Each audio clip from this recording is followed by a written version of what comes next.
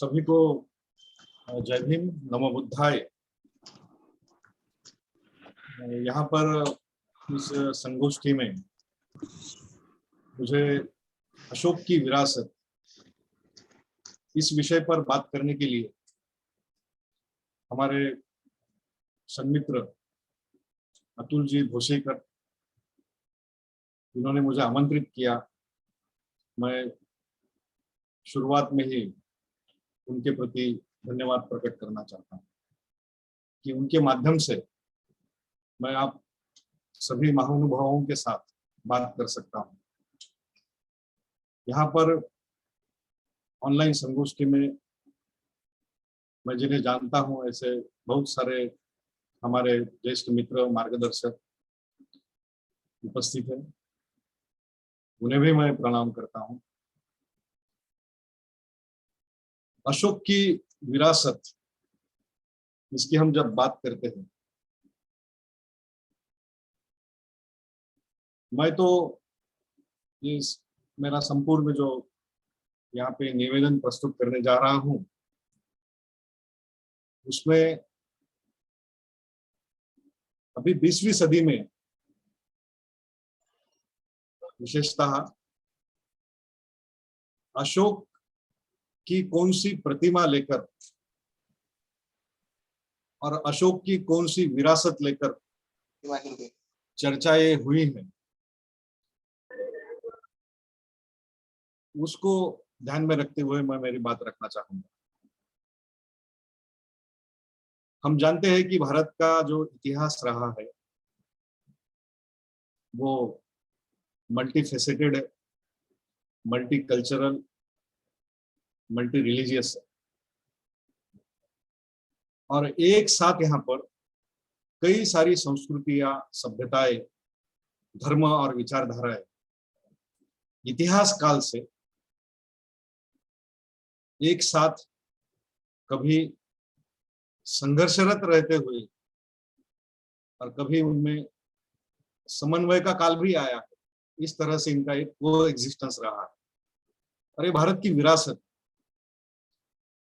और जिस संघर्ष की मैं बात कर रहा हूं वो एक प्रमुख संघर्ष रहा है भारत के इतिहास में। जिस संघर्ष के बारे में डॉक्टर बाबा साहब अम्बेडकर ने एक सिद्धांत की रचना की थी प्राचीन भारत के संदर्भ में,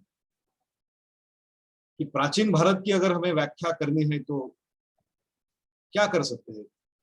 बाबा साहब ने कहा था कि प्राचीन भारत का जो इतिहास रहा है वो मुख्यतः ब्राह्मणवाद और बौद्धवाद के बीच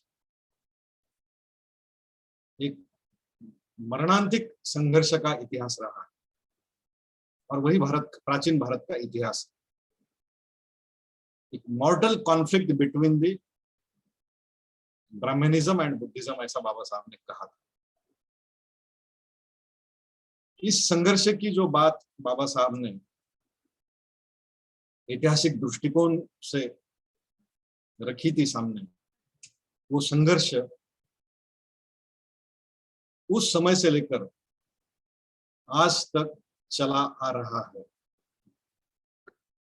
अभी अभी भारत सरकार ने एक रिटायर्ड आईएएस ऑफिसर रह चुके एक लेखक, नाटककार, महानुभाव है, उनको साहित्य अकादमी का पुरस्कार दिया गया, और उनका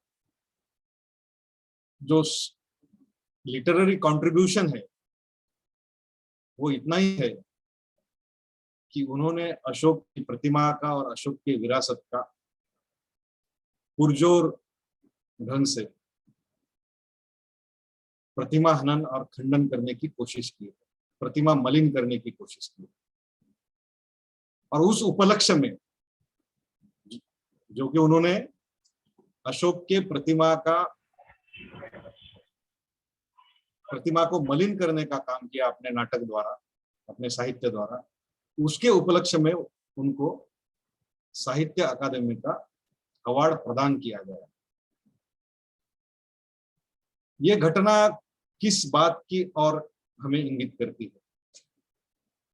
मैं पुनः उस ब्राह्मणवाद और बौद्धवाद के बीच चले आ रहे संघर्ष की तरफ आपका ध्यान आकर्षित करना चाहता हूं। ये पुरस्कार उसी संघर्ष का एक भाग है।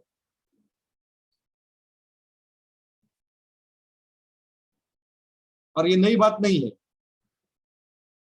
अशोक के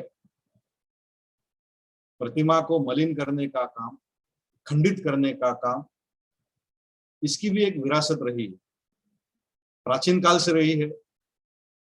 हम जानते हैं कि किस तरह से अशोक ने जो बौद्ध स्मारक यहाँ पर निर्माण किए थे, उन बौद्ध स्मारकों का बहुत ही नृशंसता पूर्वक विध्वंस किया गया है। और ये विध्वंस का इतिहास, लंबा इतिहास है, जिसे आप सभी को जानकारी भी है। और उसकी साक्ष्य हम भारत में, भारतीय संपूर्ण सब कॉन्टिनेंट में हमें जो खंडित स्वरूप में जो बौद्ध पुरावशेष देखने को मिलते हैं, वो साक्ष्य भी हमने बहुत सारे लोगों ने देखे हैं। लेकिन इतिहास लेखन परंपरा की अगर बात करेंगे, तो जब यहाँ पर जेम्स प्रिंसेप, अलेक्जेंडर कनिंघम, इन जैसे पुरातत्वविदों ने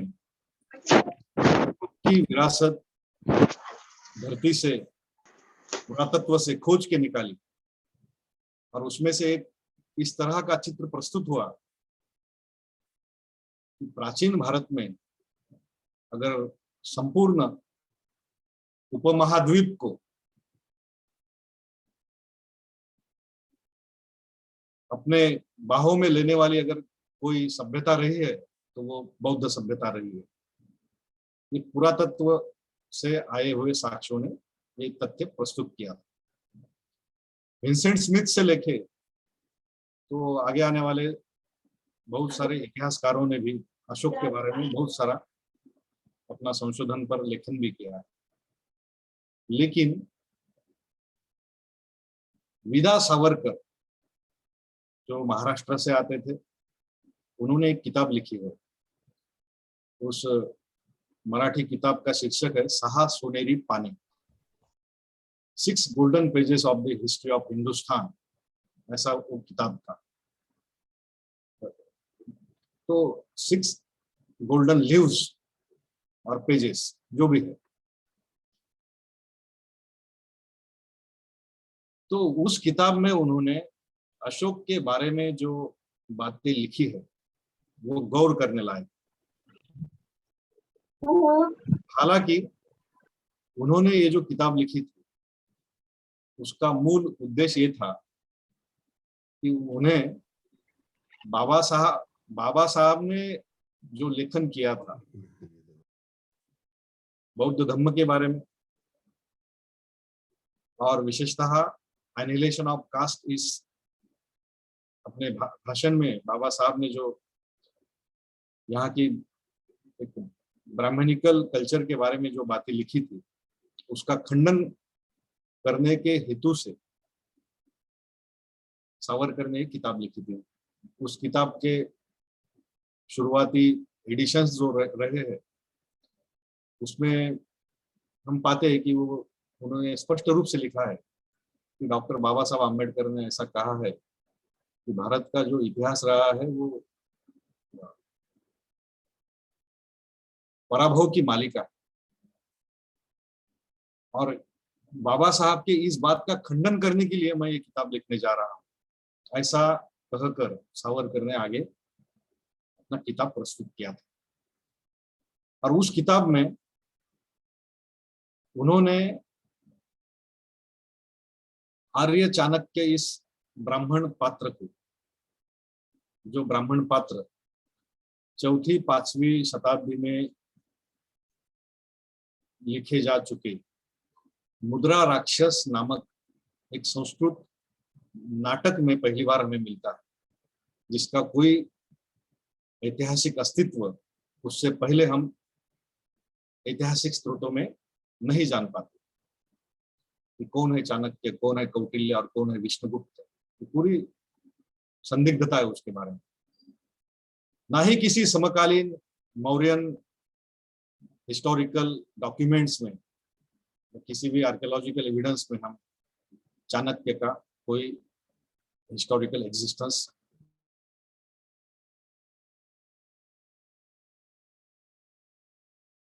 में चंद्रगुप्त मौर्य ने किस तरह से यवनों का आक्रमण रोककर भारत की रक्षा की, और वो एक उन 6 सुवर्ण पन्नों में से एक भारत का सुवर्ण पन्ना था, ऐसी बात सावरकर ने लिखी थी।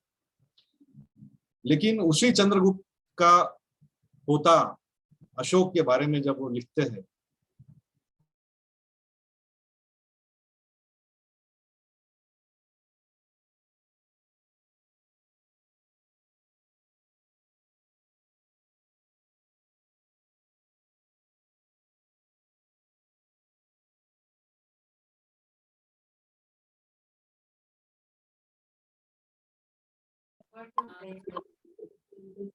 हेलो, और क्या है ना, ब्लॉक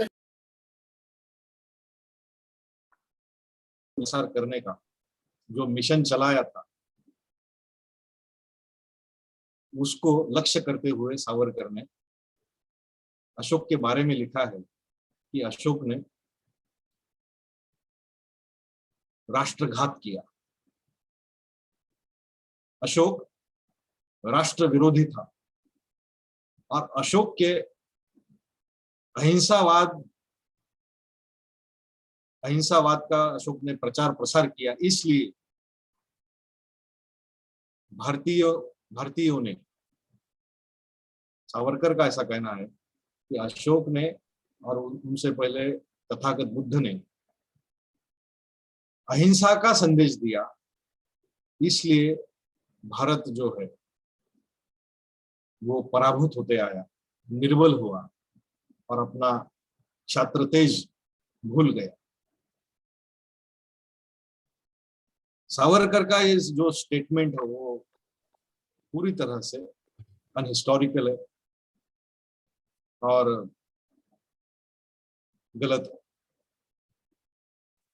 क्योंकि अशोक के बाद में भी यहाँ पर कई सारे बुद्धिस्ट रूलर्स हुए हैं कि जिन्होंने सैन्य के बल पर यहाँ पर राज किया है और साम्राज्य विस्तार भी किया है, राज्य विस्तार भी किया है।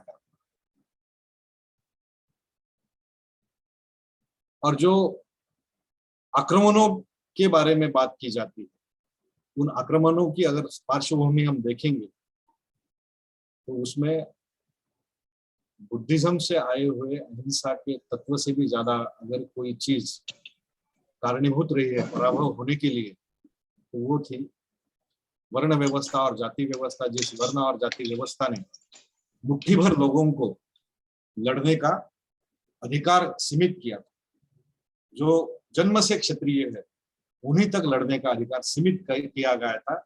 ये मुख्य कारण था कि जब जब आक्रमण आए और यहाँ के जो राज्यकर्ता थे वो पराभूत होते रहे। लेकिन अशोक तो ऐसा सम्राट था कि जिसने यहाँ पर पहला ऐसा साम्राज्य स्थापित किया जो अभूतपूर्व था। उससे पहले किसी ने भी ये कोशिश भी नहीं की थी और इस तरह का किसी ने सपना भी नहीं देखा था कि जिस तरह से एक बड़ा साम्राज्य अशोक के राज्यकाल में अस्तित्व में आया था। अगर हिस्टोरिकली देखा जाए तो Ashoka was the first emperor of this land. इस भूमि का सबसे पहला सम्राट था, एम्परर था, जिसे एम्परर कहते हैं, जिसे साम्राज्य कहते हैं। चक्रवर्ती सम्राट जिसे कहा गया था, वो पहली बार अस्तित्व में आया और वो बौद्ध परंपरा से था। इसलिए बाद में कल्पनाएं की गई, कथाएं और महाकाव्य लिखे गए और उन महाकाव्यों में कल्पना की गई चक्रवर्ती सम्राट की और साम्राज्य की, जो हिस्टोरिकल रियलिटी में तो कुछ भी नहीं था, लेकिन महाकाव्य और पुराणों में बड़े बड़े राजाओं के और सम्राटों के नाम बाद में आने लगे। तो ये अशोक के बारे में जो एक शत्रुत्व भाव और घृणा का भाव यहाँ के ब्राह्मणी परंपरा ने संजोए रखा है, वो प्राचीन काल से, सावरकर से आज तक हम देख सकते हैं कि ये परंपरा किस तरह से चलती आई है। तो एक संघर्षशील विरासत है अशोक की। विरासत की हम जब चर्चा करते हैं तो ये विरासत जो है वो अपने आप में एक संघर्षशील विरासत। एक तरफ मैंने जब सावरकर की बात कह दी है, यहाँ पर प्रस्तुत की है, दूसरी तरफ मैं जानबूझकर उल्लेख करना चाहूंगा वो भारत के प्रथम प्रधानमंत्री पंडित जवाहरलाल नेहरू, जिन्होंने अपना एक जो क्लासिकल लिटरेरी वर्क था उनका, the glimpses of world history, जो मूलतः उन्होंने अपने पुत्री को इंदिरा गांधी, जिस इंदिरा गांधी का मूल नाम उन्होंने अशोक से प्रेरणा लेकर रखा था, प्रियदर्शिनी, प्रियदर्शी सम्राट अशोक से प्रेरणा लेकर उन्होंने प्रियदर्शिनी नाम रखा था इंदिरा गांधी। इंदिरा गांधी को उन्होंने ब्रिटिशों के कैद में रहते हुए, जेल में रहते हुए 30 मार्च 1932 में एक पत्र लिखा था। वो जो ग्रंथ है ग्लिम्पसेस ऑफ वर्ल्ड हिस्ट्री, वो उन्होंने अपने पुत्री को लिखे हुए पत्रों का संग्रह है। 30 मार्च 1932 में लिखे हुए पत्र में उन्होंने अशोक के बारे में कुछ बातें कही जो मुझे बहुत महत्वपूर्ण लगती है। महत्वपूर्ण इसलिए कि आधुनिक भारत का निर्माण किन सिद्धांतों पर होना चाहिए, किन तत्वों और मूल्यों की विरासत के ऊपर आधुनिक भारत का राष्ट्र निर्माण होना चाहिए, इसका जो एक संकल्प चित्र नेहरू जी के मनोमस्तिष्क में था, उसकी झलक हम इस पत्र से देख सकते हैं। पत्र से पहले मैं ये बात यहाँ पर रखना चाहूंगा कि प्रधानमंत्री नेहरू जी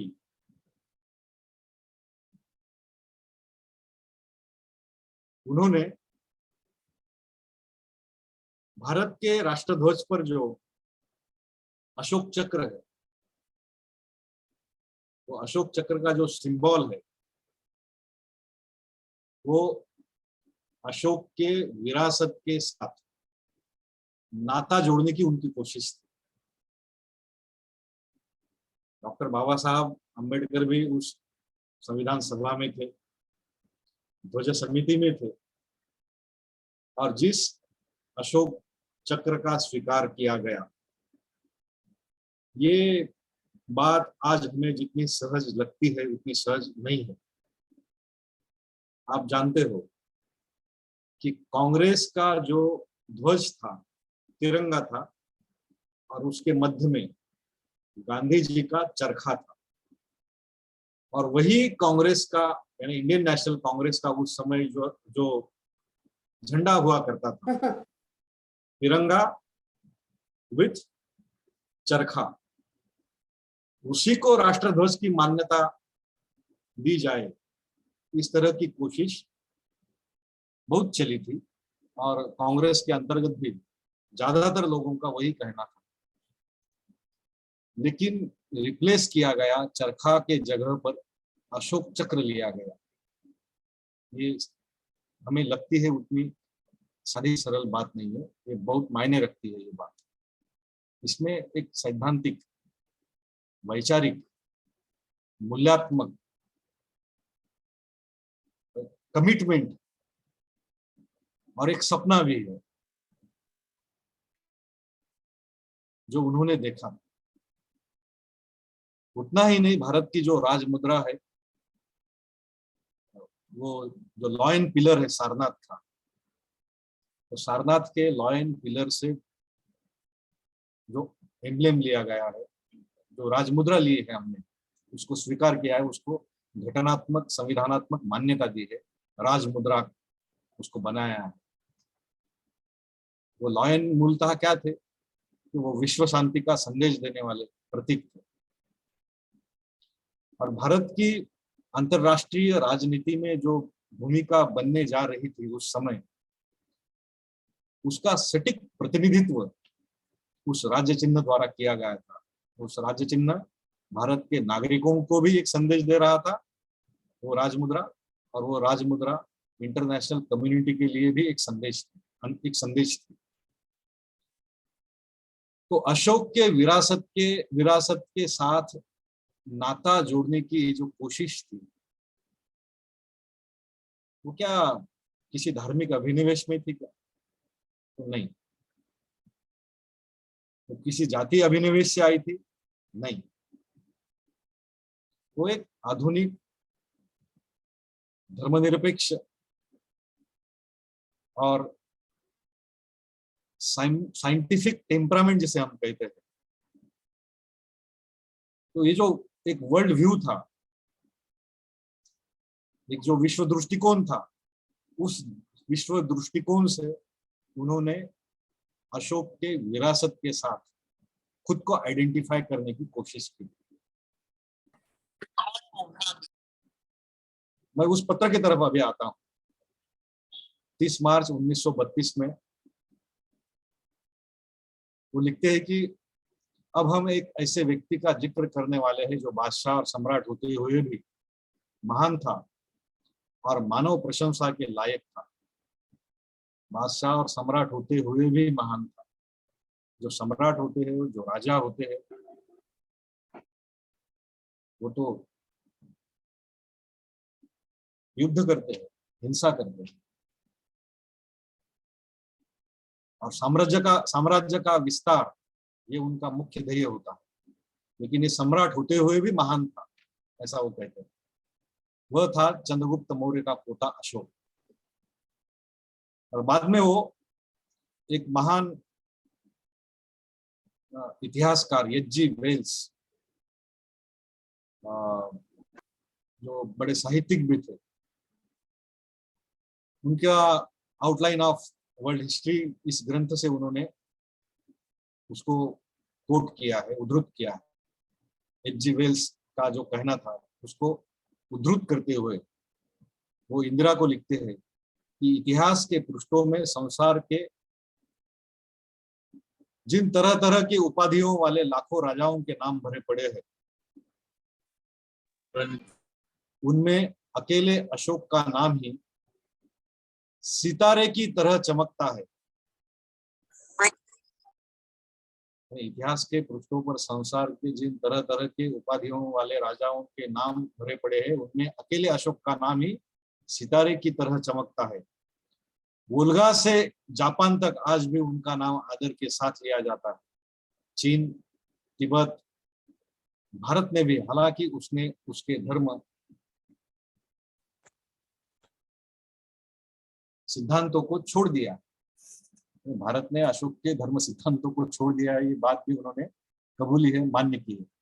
उसकी महानता की परंपरा को कायम रखा है। आज अशोक का नाम श्रद्धा के साथ याद करने वालों की संख्या उनसे कई ज्यादा है जिन्होंने कॉन्स्टेंटीन और शार्लमेन के नाम कभी सुने हैं। कॉन्स्टेंटाइन जो है, जिसने इस्तांबुल की स्थापना की थी, कॉन्स्टेंटिनोपल की स्थापना की थी, महान सम्राट था। शार्लमेन जो महान सम्राट होकर गया है, उनके नाम जितने लोगों को दुनिया में पता है, उनसे कई गुना ज्यादा लोगों को अशोक का नाम पता है और दुनिया भर में पता है।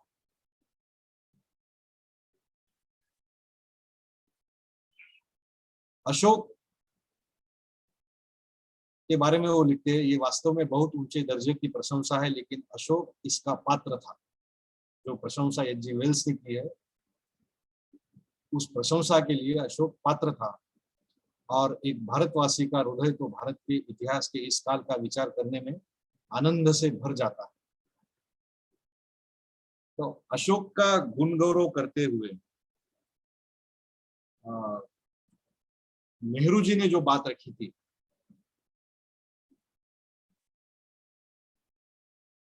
तो उसके पीछे क्या प्रेरणाएं थी, उनमें से कुछ प्रेरणाओं का मैंने जिक्र किया है। उसमें प्रेरणा थी, नेहरू ने कहा है कि अशोक ही एक ऐसा सैनिकी राजा हुआ है जिसने विजय के बाद युद्ध करना त्याग दिया। और अगर अशोक चाहता था तो ये बात अशोक के लिए कठिन नहीं थी, दुरापास्त नहीं थी कि कलिंग के बाद पांड्या और केरल पुत्र के जो राज्य थे, भारतीय उपमहाद्वीप के सुदूर दक्षिण छोर पर जो छोटे से राज्य बचे हुए थे, जो मौर्य साम्राज्य का भाग नहीं थे तब, तो अशोक ने सोचा कि अब कलिंग के बाद, कलिंग में जो हत्याएं हुई हैं उसके एक सहस्त्रांश हत्याएं भी मैं किसी युद्ध में नहीं होने दूंगा। तो युद्ध का त्याग कर दिया, एक राजा होते हुए भी, सम्राट होते हुए। अशोक का अगर साम्राज्य हम देखते हैं, उस काल का अगर मानचित्र हम हमारे आंखों के सामने लाते हैं, तो आप देख पाओगे कि ये सुदूर दक्षिण के अगर केरल पुत्र और पांड्य राज्य अगर छोड़ देते हैं, कि आज के केरल और तमिलनाडु का एक छोटा सा हिस्सा अगर छोड़ देते हैं, तो आज का संपूर्ण भारतीय उपमहाद्वीप, एक्सक्लूडिंग नॉर्थ ईस्टर्न स्टेट्स, संपूर्ण भारतीय उपमहाद्वीप और उसके परे अफगानिस्तान और ताजिकिस्तान, उज्बेकिस्तान, अजरबैजान की सीमाओं तक अशोक की साम्राज्य की सीमाएं सटी हुई थी, भिड़ी हुई। अशोक की विरासत यह है कि वो पहला ऐसा सम्राट है भारत के इतिहास में, he was the first ruler, कि जिन्होंने पूरे उपमहाद्वीप व्यापी राज्य पर राज्य किया, रूल किया। इसका अर्थ यह है कि अशोक ही पहला ऐसा राजा है, सम्राट है, कि जिसने भारत को, जिसे आज हम भारत कहते हैं, उस भारतीय उपमहाद्वीप को एक पॉलिटिकल यूनिटी में बांधा। भारत की संपूर्ण उपमहाद्वीप व्यापी राजनीतिक एकता सबसे पहली बार इतिहास में अगर कभी स्थापित हुई है, तो वो काल था अशोक का काल। अशोक के पहले का काल अगर हम पीछे जाते हैं तो क्या देखते हैं? बुद्ध काल हो, उत्तर वैदिक काल हो, ऋग्वेद का समय हो, या उससे पहले हड़प्पन सभ्यता हो, सिंधु सभ्यता, कोई भी इस तरह का राज्य नहीं था कि जो उपमहाद्वीप व्यापी राज्य हो। मैं फिर से वो बात दोहराऊंगा कि सबसे पहले बार पॉलिटिकली यूनिफाइड अगर किसने किया है, ऐतिहासिक दृष्टिकोण से सोचते हुए, अगर कल्पना और मिथकीय इतिहास को मानने जाएंगे, तो भारतवर्ष की कल्पना लाखों करोड़ों वर्ष पहले पीछे जाती है, और वो वहां तक जाती है कि जिस समय मानव प्रजाति की उत्क्रांति और उत्पत्ति भी नहीं हुई। तो उन किस्सों को और मिथकीय कथाओं को हम बाजू में रखते हैं, ऐतिहासिक दृष्टिकोण से अगर हम देखते हैं भारत के इतिहास के तरफ, तो हम ये पाते हैं, ये जानते हैं कि अशोक ही पहला ऐसा राजा था जिसने इस संपूर्ण, आज जिसे हम भारत भूमि कहते हैं, इस उपमहाद्वीप का पॉलिटिकल यूनिफिकेशन किया। ये अशोक की विरासत। अमर्त्य सेन ने कहा है उनके ग्रंथ में कि इतिहास में, यानी भारत के इतिहास में केवल दो ही सम्राट हुए हैं जिसे सम्राट कहा जाता है, जिन्हें हम सम्राट कह सकते हैं और जिन्होंने साम्राज्य निर्माण किया। कि there were only two emperors in the history of India. First was Ashoka and the second was Great Akbar. Further he said, they both were non-Hindus and they can become an emperor because of their policy of religious tolerance and inclusiveness, not exclusiveness, sorry, policy of inclusiveness. Amartya Sen ने अशोक के बारे में जो बात कही है, वो आज भी अशोक की जो प्रस्तुतता है, प्रासंगिकता है, उनकी प्रासंगिकता को अधोरेखित करने वाली बात है कि अशोक और अकबर ही दो ऐसे सम्राट हुए हैं भारत के इतिहास में जिन्हें हम सम्राट कह सकते हैं और जिन्होंने असल में साम्राज्य निर्माण किया था। और वो दोनों भी हिंदू नहीं थे और वो सम्राट इस कारण बन पाए क्योंकि उन्होंने धार्मिक सहिष्णुता और समावेशकता का धोरण, पॉलिसी, नीति अपनाई थी, समावेशकता की और टॉलरेंस की, सहिष्णुता। तो ये आदर्श है अशोक की, ये विरासत है अशोक की और इसी विरासत को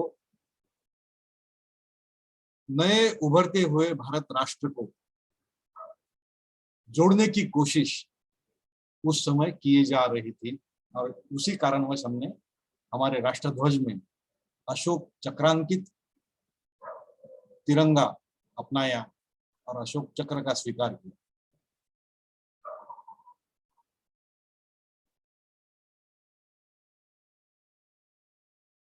अशोक एक ऐसा राजा था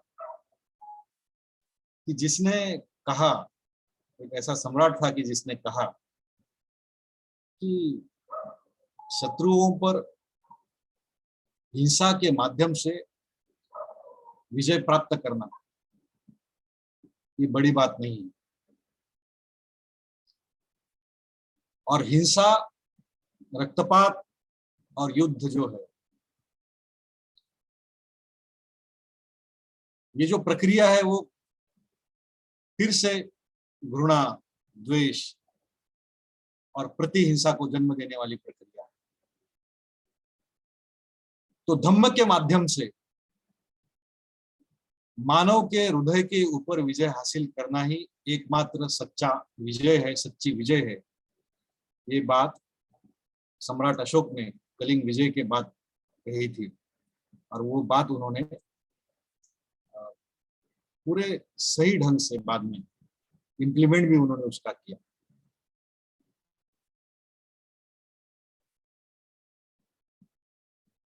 वो बातें उन्होंने अमल में भी लाई।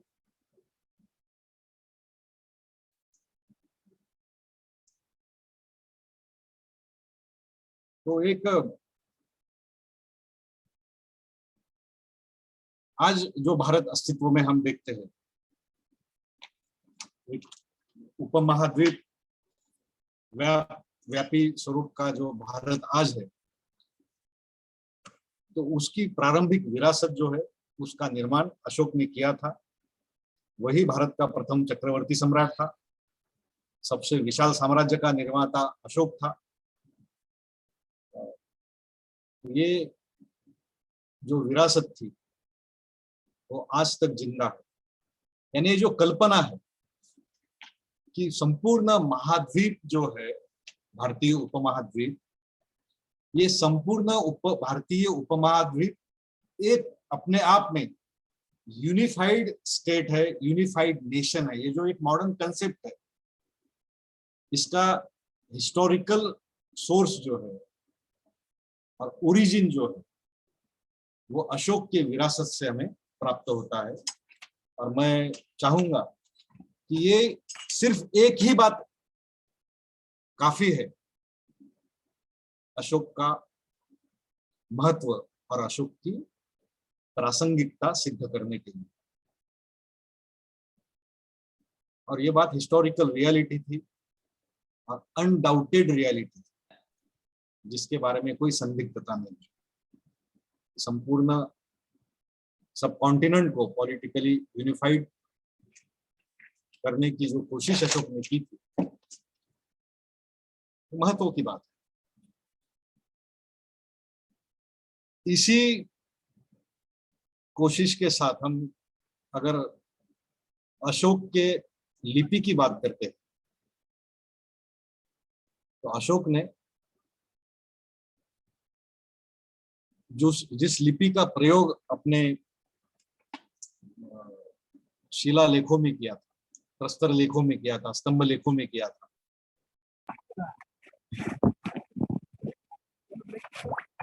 सबसे पहली बात तो यह है कि अशोक के जो अभिलेख है, उन अभिलेखों में जो लिपि आई है, धम्म लिपि, हम पाते हैं कि अफगानिस्तान से लेकर दूर दक्षिण में मस्की तक और उदयगिरी दंतगिरी तक, उदंतगिरी तक और नेपाल तराई तक जो अशोकन लिपि है, अशोकन स्क्रिप्ट है, वो एक समान है। और अशोक के अभिलेख का जो मुख्य उद्देश्य था कि अपनी जो सर्वसामान्य प्रजा है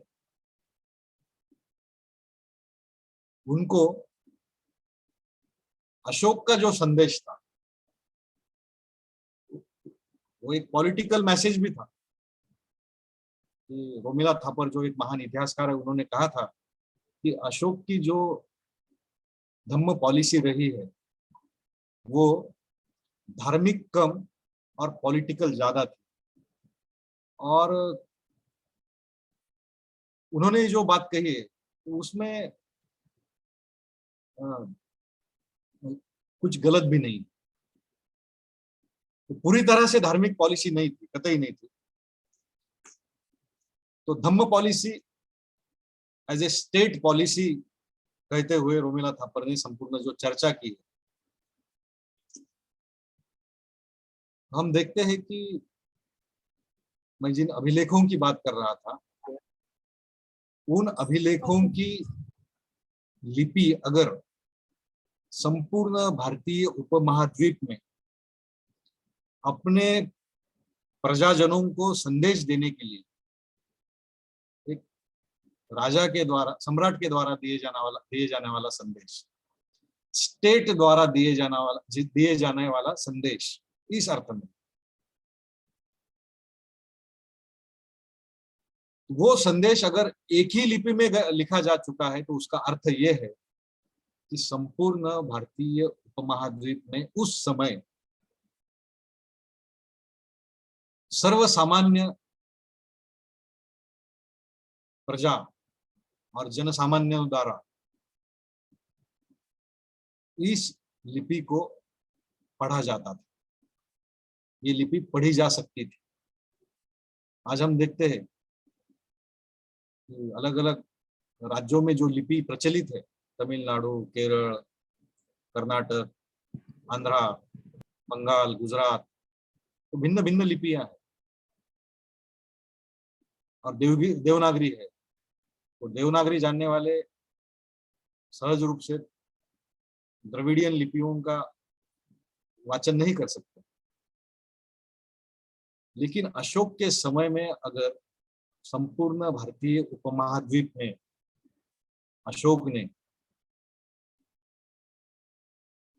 धम्म लिपि द्वारा और पाली प्राकृत भाषा में अगर अभिलेख लिखे हैं तो उसका अर्थ ये है कि लोग उस भाषा को भी जानते थे और उस लिपि को भी जानते थे, ये उसका अर्थ है। जो लोग नहीं पढ़ सकते थे उनके लिए उसने अरामिक भाषा का और खरोष्टी भाषा का भी प्रयोग किया है वायव्य प्रांत में। और बाकी उपमहाद्वीप में अगर उन्होंने धम्म लिपि का ही प्रयोग किया है तो उसका अर्थ यह है कि धम्म लिपि संपूर्ण उपमहाद्वीप में पढ़ी जाती थी, ये उसका अर्थ है। तो लोगों की भाषा में लोगों के लिए संदेश लिखने के लिए अशोक ने सर्वप्रथम किसी राज्य द्वारा लिपि का सर्वप्रथम प्रयोग इस उपमहाद्वीप में किया था। मैं जानता हूं कि हड़प्पा मोहनजोदड़ो की सभ्यता में लिपि का प्रयोग होता था, लेकिन हड़प्पा मोहनजोदड़ो सभ्यता का अगर भौगोलिक परिवेश हम देखते हैं तो आज जिसे हम पाकिस्तान कहते हैं, संपूर्ण पंजाब, गुजरात और राजस्थान का कुछ जो प्रदेश है और छोटा सा प्रदेश यूपी और हिमाचल का, ये पूरी सिंधु सभ्यता थी। ना गंगा जमुना, ना नर्मदा तापी कृष्णा तुंग भद्रा कावेरी, कहीं पर भी हड़प्पा मोहनजोदड़ो सभ्यता नहीं थी, तो उसका अपना भूप्रदेश था। इसलिए मेरा कहना यह है कि संपूर्ण भारतीय उपमहाद्वीप में सबसे पहले अगर किसी लिपि का प्रयोग हुआ है तो वो लिपि थी धम्म लिपि, और उस लिपि का प्रयोग करने वाला सम्राट था अशोक और राज्य था मौर्यों का।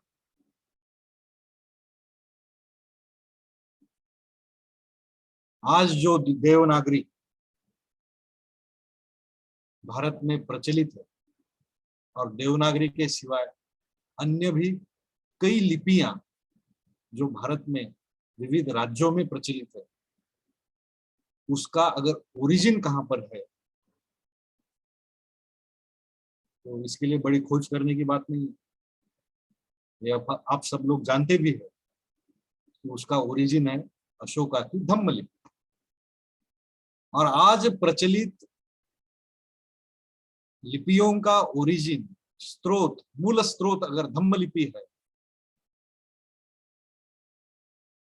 तो इन लिपियों का अस्तित्व अशोक की वजह से, और इन लिपियों द्वारा जो आज दैनंदिन कामकाज में भी हम जब लिखते हैं देवनागरी में तो हम अशोक की विरासत दोहराते हैं, ये उसका अर्थ है कि अशोक की विरासत इस तरह से जिंदा है, कोई स्वीकार करे ना करे, और जो स्वीकार नहीं करते हैं वो भी अनजाने में अशोक के विरासत में ऑलरेडी बंधे जा चुके हैं, ये उनको भी पता नहीं। ये अशोक की विरासत है, ऐतिहासिक विरासत है। क्योंकि अशोक ने जिस लिपि की खोज की उसी लिपि में तो बाद में संपूर्ण ब्राह्मणी वाङ्मय का भी संकलन हुआ है, जो लिपिबद्ध हुए। ये तो मौखिक परंपराएं थी वेद और उपनिषदों की, और इस वेदों के और उपनिषदों की मौखिक परंपरा को जब लिपिबद्ध किया गया, वो कौन सी लिपि थी भाई? तो अशोकन लिपि थी, या फिर अशोक के लिपि की विरासत स्वीकारते हुए जो विकसित हुई जो लिपियां है वो लिपियां थी। तो आज तक वो अशोक की जो विरासत है, यानी अशोक के लिपि का ही एक विकास क्रम है जो देवनागरी आज हम उपयोग में लाते हैं, और एक संपूर्ण उपमहाद्वीप में उसका स्वीकार किया है, सर्वसामान्यों द्वारा स्वीकार किया गया है। और भारत में की ज्ञान परंपरा और शिक्षा प्रणाली का एक आधार बनी हुई जो लिपि है। मूलतः लिपि का प्रयोग इसलिए नहीं किया जाता था ब्राह्मण परंपरा में, और इसीलिए वो मौखिक परंपरा में ब्राह्मणी परंपरा का जतन किया गया कि जो कुछ उन्हें लगता है ज्ञान है, वो ज्ञान सीमित वर्ग तक ही सुरक्षित रहे, लेकिन उस ज्ञान का भंडार सबके लिए खुला करने का काम, और वो सही मायने में ज्ञान है या नहीं है इसकी चिकित्सा करने का भी काम अगर किस कारणवश हुआ है, तो जब इन ग्रंथों को लिपिबद्ध किया गया, तब लोगों ने जाना, समझा और पाया कि इन ग्रंथों में असल में क्या लिखा है। तो लिपि का उद्घाटन होना, लिपि का जनसामान्यों द्वारा स्वीकार होना, इसका अर्थ ज्ञान परंपरा का एक, जिसे डेमोक्रेटाइजेशन कहा जाता है। तो ये एक लोकशाहीकरण की, डेमोक्रेटाइजेशन की भी एक प्रक्रिया है कि जो लिपि द्वारा गतिमान की गई, और उस संदर्भ में भी अशोक की विरासत जो है वो आज तक जिंदा है। हम जान सकते हैं, पा सकते हैं, अनुभव कर सकते हैं। अशोक की और एक विरासत के संदर्भ में मैं आपका ध्यान आकर्षित करना चाहूंगा कि अशोक ने जो बौद्ध धर्म को कंट्रीब्यूट किया है, कि जो खुद तथागत बुद्ध को भी अपने काल की मर्यादा और सीमाएं देखते हुए तथागत बुद्ध भी नहीं कर पाए उनके काल में। तथागत बुद्ध ने कहा था, चरत भिक्खवे चरत चारिका, चारों दिशाओं में जाओ और मेरा संदेश लोगों तक पहुंचाओ। ये कोशिश बुद्ध ने की थी, लेकिन इस कोशिश को सही मायने में चारों दिशाओं लेके जाने का काम अगर किसने किया है, वो एक सम्राट ही कर सकता था, और वो सम्राट था अशोक। इस सही अर्थ में बुद्ध धम्म का सिद्धांत विश्व की चारों दिशाओं में लेकर जाने का काम, और उसका अर्थ यह है कि बुद्ध धम्म को विश्व धम्म, वैश्विक धम्म बनाने का काम सम्राट अशोक ने किया। बहुत महत्व की बात है, और इस बात से ब्राह्मण परंपरा के जो इतिहासकार और चिंतक है उनको बहुत खींच आती है, चीड़ आती है। उन लोगों, किस बात की चीड़ आती है मैं कई संदर्भ प्रस्तुत कर सकता हूं, लेकिन उसमें नहीं जाऊंगा। डॉक्टर श्रीमय केतकर नाम के एक लेखक हुए हैं जिन्होंने मराठी भाषा में ज्ञानकोश यानी इंसाइक्लोपीडिया का निर्माण किया। उन्हें तो इस बात की बहुत चिढ़ थी कि अशोक को जो श्रेय दिया जाता है कि अशोक ने धम्म को विश्व धम्म बनाया, और बौद्ध धम्म मानवीय सभ्यता का ऐसा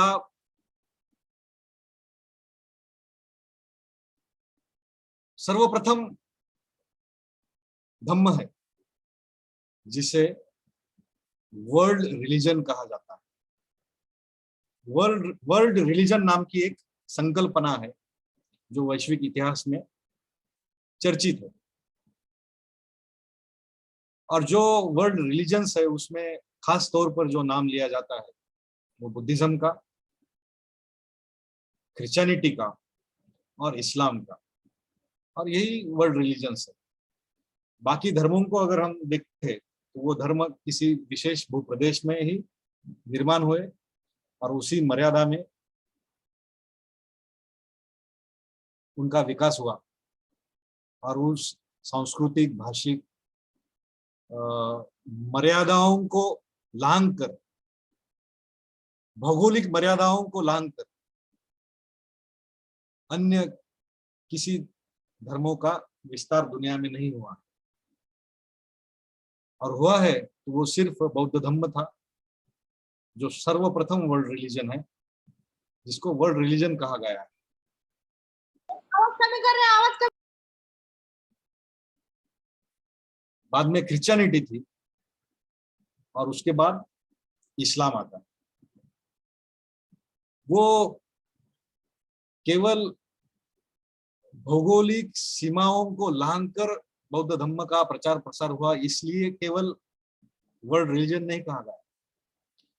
इस धम्म में कुछ ऐसी बातें हैं, तथ्य है, सिद्धांत है कि जो विश्व भर में सभी समूहों को, सभी संस्कृतियों से नाता रखने वाले लोगों को अपनाने में कोई हिचक नहीं हुई और उन्होंने उसका सहज स्वीकार किया। अखिल विश्व में उसका स्वीकार हुआ, क्योंकि उस तरह की वैश्विक मानवीय नीतियों का, मानवता, विश्व शांति, अहिंसा, बुद्धि प्रामाण्यवाद, रैशनैलिटी, एक साइंटिफिक टेम्परामेंट, एक लॉजिकल थिंकिंग, इन सारी बातों का एक जो समुच्चय बौद्ध तत्वज्ञान और सिद्धांत में था, इस कारणवश बौद्ध धम्म संपूर्ण विश्व में फैला, संपूर्ण विश्व में उसको स्वीकृति मिली। तो इन विरासत के बारे में मैं विशेष रूप से आज बात रखना चाहता था। कुछ बातें और भी कह सकता हूं, लेकिन मुझे लगता है कि मैं पिछले 1 घंटे से बात कर रहा था, 50 मिनट से ज्यादा हुआ है शायद समय।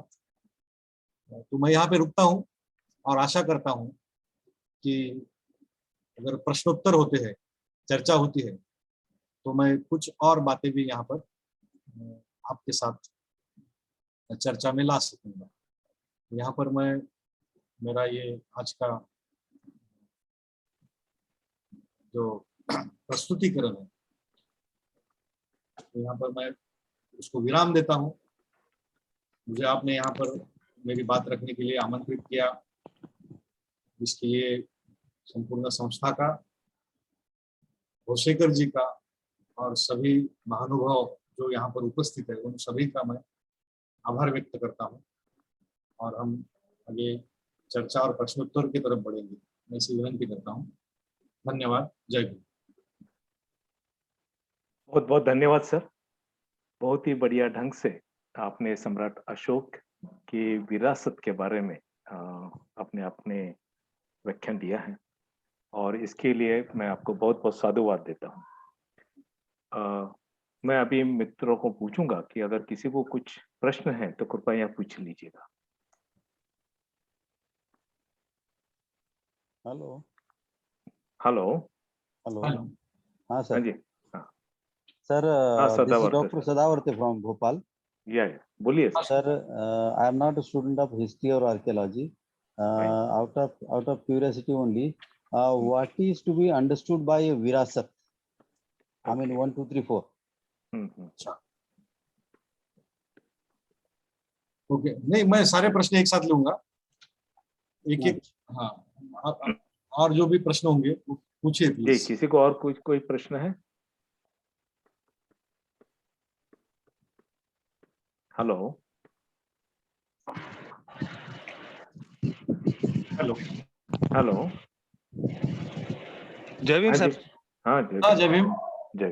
सर थोडं असं विचारायचं होतं की आता सरांनी अगदी विस्तृतपणे सांगितलं, पण धम्मलिपी ही वेदांची भाषा होती हे याच्याबद्दल थोडस नंतर तुम्ही ज्यावेळेस उत्तर द्याल त्यावेळेस थोडस विश्लेषण कराल तर बरं होईल.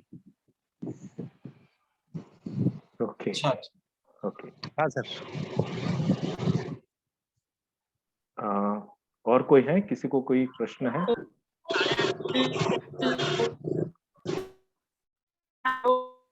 Hello hello sir. हेलो। हाँ बोलिए महेश जी। हो सर, माझा एक प्रश्न होता. हाँ बोला। Hello hello. हाँ बोला बोला। सर, सम्राट अशोकाचा जो काळ आहे हाँ, त्या काळामध्ये त्याचे जे अधिकार क्षेत्र जे होतं म्हणजे त्यांचं जे साम्राज्य होतं हो त्याच्या पलीकडे त्यांनी सतीयपूत, केरळपूत, हो केरळपूत असे जे शब्द वापरले आहे हो ते सतीयपूत आणि केरळपूत हे जे शब्द आहे हे नेमके कोणत्या साम्राज्याशी संबंधित म्हणजे कोणते राजे नेमके होते हा माझा प्रश्न नाही का अजूनही मला क्लिअर नाही झाला. अच्छा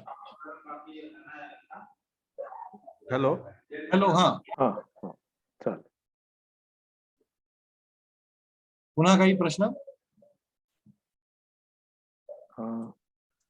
ठीक है सर, आप उत्तर दीजिएगा, हो सकता है बाद में किसी को और कोई प्रश्न हो.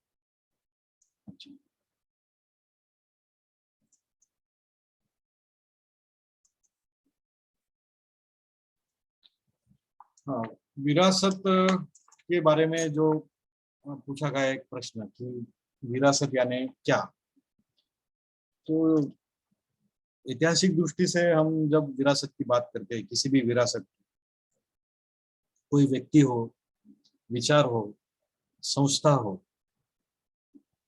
तो उसकी एक विरासत होती है, लीगेसी इस अर्थ में, अंग्रेजी में जिसे हम लीगेसी कहते हैं. तो अंग्रेजी में लीगेसी इस अर्थ से मैंने विरासत ये शब्द यहाँ पे प्रयोग में लाया है.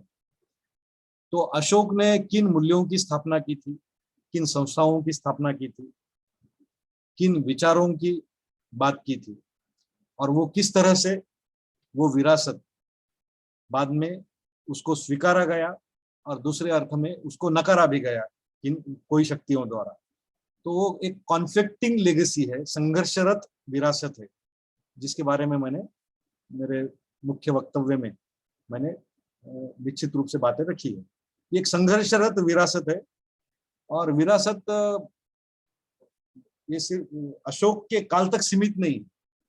अशोक एक ऐतिहासिक व्यक्तित्व के नाते अपने काल तक सीमित है, लेकिन उसके बाद इतिहास में अशोक एक विरासत बन के रहता है, एक परंपरा बन के रहता है, और उस विरासत को और उस परंपरा को लोगों ने अपने अपने ढंग से अपनाया, स्वीकारा और नकारा. तो उस संघर्षरत विरासत के बारे में मैं कुछ बातें यहाँ पे आपके साथ शेयर करना चाहता था, और उसी अर्थ में मैंने विरासत इस शब्द का प्रयोग किया है. तो मुझे लगता है मैंने इसका स्पष्ट उत्तर, इतना उत्तर इसका काफी है. सतीय पुत्र, केरल पुत्र के बारे में इतिहासकारों ने भी बहुत चर्चाएं की है. मैं ज्यादा उसके बारे में नहीं कह पाऊंगा, लेकिन अपने आप में बाद में जो चोल, चेर, पांड्य, इन राज्यों का जब हम उल्लेख पाते हैं अशोक के परवर्ती काल में, ईसा के शताब्दी बाद के समय में दक्षिण में जो राज्य अस्तित्व में आए, चोल, चेर और पांड्य, उन्हीं राज्यों के पूर्ववर्ती लोग शायद ये थे जिन्हें अशोक के काल में सतीय पुत्र और केरल पुत्र कहा गया था. यही उसका उत्तर है, क्योंकि दक्षिण में इन्हीं राजाओं के अस्तित्व को हम जानते हैं बाद में के काल में, बाद में के समय में, कि चोल राजाओं ने आज का तमिलनाडु जो है वहां से लेके तो हिंदी महासागर और उसके बाद इंडोनेशिया तक उनका संचार हुआ करता था. तो उन चोल राजाओं का, और पांड्य जो बाद में आज का जो केरल है वहां पर थे, तो उन पांड्यों के पूर्ववर्ती लोग शायद एक केरल पुत्र है, ऐसा कहा जाता है. तो बस इतने ही प्रश्न थे. सर 2 प्रश्न चैट बॉक्स में आए हुए हैं.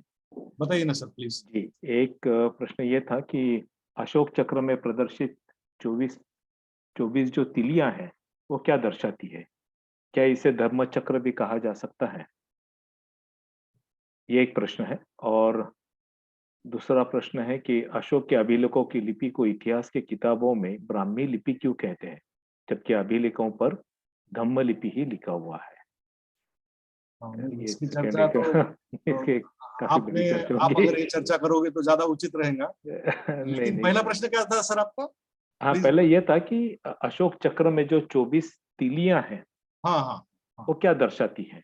नहीं वो तो स्पष्ट है, कॉन्स्टिट्यूएंट असेंबली में उसके बारे में चर्चा हुई है जी कि वो तो वो जो अशोक का धम्म चक्र है लॉयन पिलर के साथ जो था, उसी को उन्होंने राजमुद्रा बोल के स्वीकार किया है, अशोक की ही विरासत स्वीकार की गई है और वहां पे उसका डिबेट भी हुआ है कॉन्स्टिट्यूएंट असेंबली में, तो वो धम्म चक्र ही है वहां पर। और उसमें जो आरे है, जो 24 आरे है, तो उसके बारे में एक अलग अलग तरह का एक इंटरप्रिटेशन किया जाता है। लेकिन हमारे तिरंगा में जो अशोक चक्र आता है उसमें जो गति है, तो एक आधुनिक राष्ट्र निर्माण जो है, तो उसको गति को दर्शाने के लिए उसका स्वीकार किया गया है। और एक जो इंक्लूसिवनेस जो है, समावेशकता, सहिष्णुता, भारत शुरू से ही मल्टीकल्चरल और मल्टी फेसेटेड रहा है, मल्टी रिलीजियस रहा है, तो सारे धर्मों को, सारे पंथों को, सारे संप्रदायों को अपने आप में समाहित करने वाला एक भारत यहाँ पे निर्माण करना था। और उसका एक बोधात्मक चिन्ह के रूप में उन्होंने, बोध चिन्ह के रूप में उन्होंने उस अशोक चक्र को स्वीकार किया गया कि जिस पॉलिसी ऑफ टॉलरेंस की पैरवी सम्राट अशोक ने की थी, उसका ही अशोक चक्र उन्होंने अपने तिरंगा में स्वीकार किया। इसमें सर और एक चीज है, हाँ जिस हिसाब से अगर आपकी परमिशन हो तो मैं थोड़ा सर, सा जरूर ऐड करना जरूर, चाहता हूँ। प्लीज बात जी कीजिए सर। जी जी। ये जो 24 तीलियां जो दिखाई गई हैं अशोक चक्र में है, हाँ तो इसका और एक बुद्धिज्म कंसेप्ट के साथ जोड़ा जाता है। सही बात जैसे है, भगवान बुद्धिस्ट बुद्धा ने कंसेप्ट, प्रतीत्य समुत्पाद कहा है, सही बात है, जिसको द्वादश निदान भी कहते हैं। हाँ सही तो बात, इसका अनुलोम ये 12 तीलियां होती है और इसका हाँ प्रतिलोम ये हाँ और एक 12 तीलियां होती है। सही ये बात, सारा मिलकर जो है ये 24 तीलियां हो जाती है। हाँ तो आपने ये Right? बहुत अच्छा किया, हाँ स्पष्ट जी किया कि ये जी जी, बुद्धिस्ट कंसेप्ट है। बुद्धिस्ट कंसेप्ट है, हाँ तो वो बुद्धिस्ट एक वो धम्म की संकल्पना है, धम्म लेकिन की संकल्पना है। विरासत बोल के जब वो स्वीकार की जाती है जी जी किसी नवनिर्मित राष्ट्र द्वारा, जी, तो उसमें नए अर्थ पिरोए गए हैं। बिल्कुल और तिरंगा में जो अशोक चक्र आता है उसका अर्थ मैं यहाँ पे एक जी, उसके अर्थ की मैं यहाँ पे चर्चा कर, कॉन्स्टिट्यूशनली एस्पेक्ट्स के हाँ हिसाब से। हाँ, जी वो जी, कुछ रिलीजियस अर्थ में वहां पे नहीं आया है, बिल्कुल बिल्कुल। तो उसको नए अर्थ दिए गए, जी ये भी जी, बात हमको समझ में लेनी होगी। बिल्कुल बिल्कुल। नहीं, उसका ये कारण है, शायद प्रश्नकर्ता ने इसलिए पूछा हो क्योंकि कई जगह पर, कई बौद्ध गुफा में हमें जो धम्म चक्र दिखाई देता है उसमें 8 तीलियां होती है, कई जगह पे 16 तीलियां हैं, सही बात, और जो आखिर में हमें पता चलता है तो उसमें 24 तीलियां हैं। तो उसका कारण ये भी है क्योंकि प्रतीत्य समुत्पाद ये जो आचार्य नागार्जुन ने जो हमारे सामने पेश किया, वो इसी शताब्दी के बाद वाली चीज है। सही बात, और इसके पहले ईसा पूर्व जितना भी हुआ है, जो बुद्धिस्ट कंसेप्ट सामने आई थी, तो उसमें ये 8 तीलियां, उसमें 16 तीलियां थी, जो शायद हो सकता है कि उस काल में बुद्धिस्ट कंसेप्ट उतनी ज्यादा क्लियर नहीं थी जितना आचार्य नागार्जुन ने प्रतीत्य समुत्पाद की जो कड़ियां लगाई थी वो 12 कड़ियां थी। तो हो सकता है इसी को बाद में चलते हुए बौद्ध गुफाओं में या कहीं पर बौद्ध वास्तु में या इसकी जो तीलियां हैं वो लगाई गई हो। लेकिन सम्राट अशोक की जो चक्र जो उन्होंने बनाया था अपने कैपिटल पे, जिसको सिंह शीर्ष कहते हैं, उसमें ये बिल्कुल ही 24 तीलियां जो है वो आगे चलकर आई हुई थी।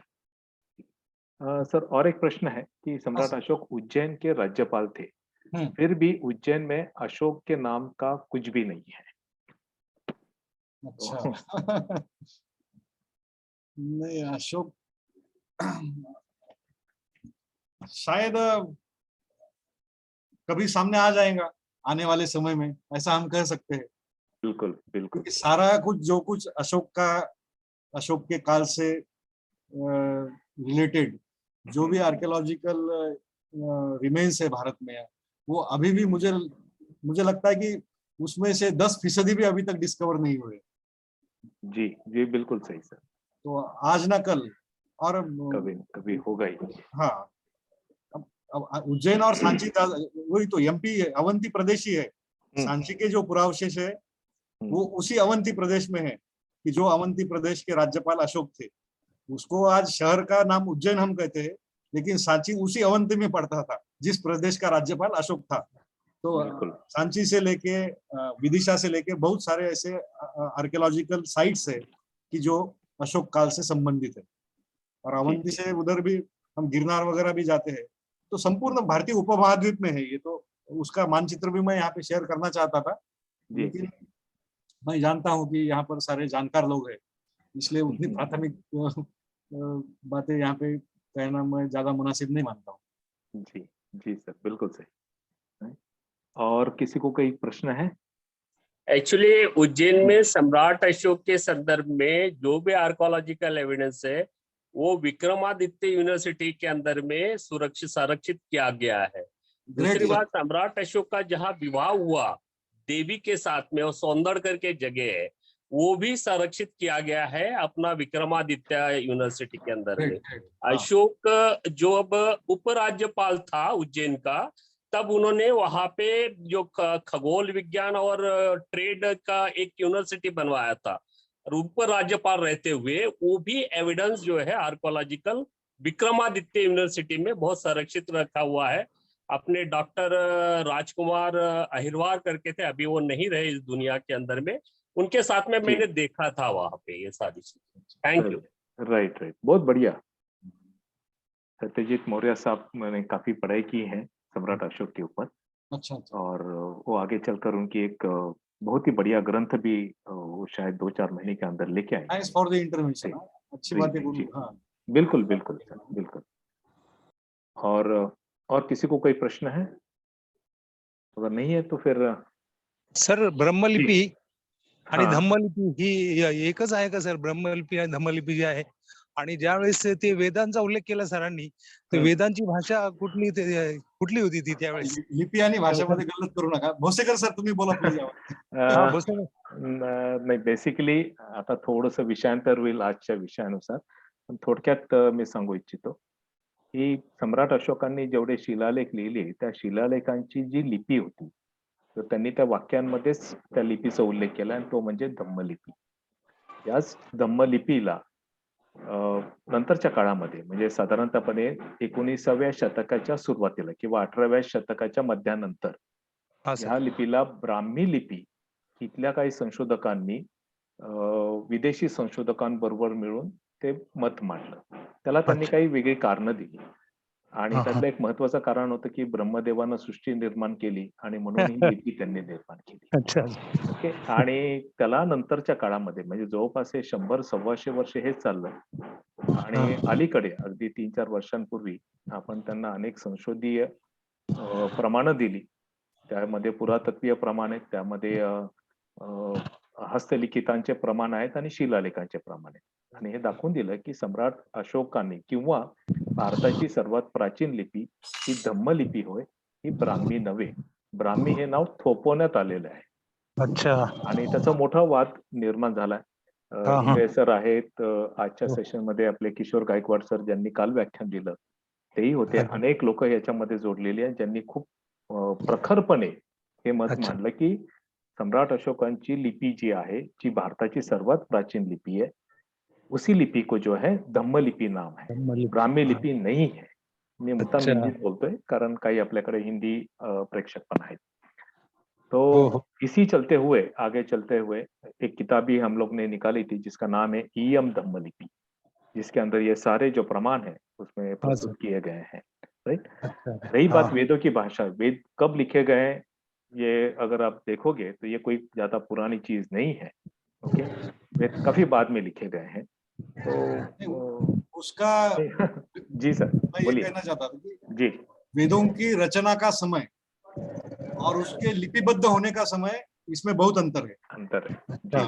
उसकी रचना ईसा पूर्व 1500 से शुरू हुई और ईसा पूर्व 1000 तक, और बाद ईसा पूर्व 6ठी शताब्दी तक उत्तर वैदिक काल के साहित्य का निर्माण हुआ, रचनाएं हुई. लेकिन उसको लिपिबद्ध करने का समय जो है वो ईसा शताब्दी के बाद का है. बाद में वो लिपिबद्ध किए गए, विशेषतः गुप्त काल में उसका लिपिबद्धकरण हुआ है. देवेंद्र सर, आप एकदम एब्सोल्युटली करेक्ट बोला है, आपने बिल्कुल सही जानकारी दी है, क्योंकि यही एविडेंस हमको साउथ कोरिया में बताया जाता है। साउथ कोरिया में जो लिटरेचर निर्माण हुआ है आर्कोलॉजिकल बेस ऑफ इंडिया के ऊपर में, तो उसके अंदर में उन्होंने बोला है कि सम्राट अशोक के आदर्शों को चुराकर इन्होंने वेदों को क्या बोलते कि अपडेट किया है, इनको है ना उन्नत किया है करके। और वो भी एस्थेटिक सोसाइटी का ग्रंथ है, 48 नंबर का, पेज नंबर 70 में लिखा हुआ है। जी I जी have that book, no problem. Thank you very much. Good. Absolutely, बहुत बढ़िया, बहुत बढ़िया। I agree. या मैं आपसे बात कर चुका हूँ देवेंद्र सर, डोंट हाँ सर। ओके। जी, किसी को कोई और प्रश्न है? Thank you sir, thank you. क्लिअर झालं सर आता. सरांनी क्लिअर केलं. वेरी गुड, बढ़िया। Thank you sir.